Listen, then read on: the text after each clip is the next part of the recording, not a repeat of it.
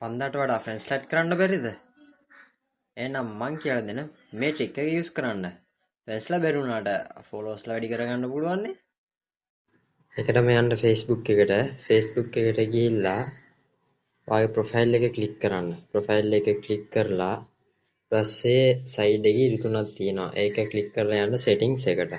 කොහෙන් ගියොත් හරි ගමන් නැහැ. ඒකටම settings එකට යන්න. settings එකට ගිහිල්ලා ඊට පස්සේ යන්න තියෙන්නේ පල්ලෙහාට පොඩ්ඩක් ස්ක්‍රෝල් කරලා යන්න. ස්ක්‍රෝල් කරලා ගියාට පස්සේ තියෙනවා මෙතන ප්‍රොෆෙෂනල් මොඩ් එකට පල්ලෙහෙන් තියෙනවා how people find and contact you කියලා.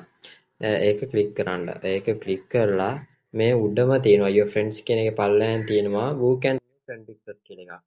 එන්න ඒක ක්ලික් කරලා ඊටන් ඒක කට්ටියගෙම ඔය everyone කියන එක දෙන්නේ. everyone එක තියෙද්දි add friend කියලා විතරයි පෙන්වන්නේ.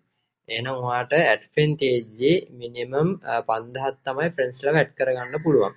ඉතින් ඔයා friends of friend දුන්නම ඔයාට ඕන තරම් friends ලව follow කරගන්න පුළුවන්. ඉතින් ඔයා දෙන්න ඕනේ මෙතන friends of friend කියන එකට ටික් එකක් දී return save දෙන්න.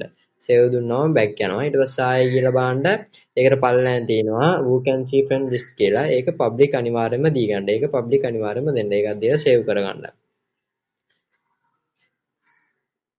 මේ වගේ නොදන්න දේවල් දැනගන්න අනිවාර්යෙන්ම follow කරලා තියාගන්න. ඉතින් වීඩියෝ එක තව කෙනෙක්ට ප්‍රයෝජනවත් වෙයි කියලා හිතනවා නම් අනිවාර්යෙන් share පාරක් දාන්න යන්න. like එකත් කරන්න මතක කරන්න එපා. එහෙනම් අලුත් වීඩියෝ එකකින් හමු වෙමු.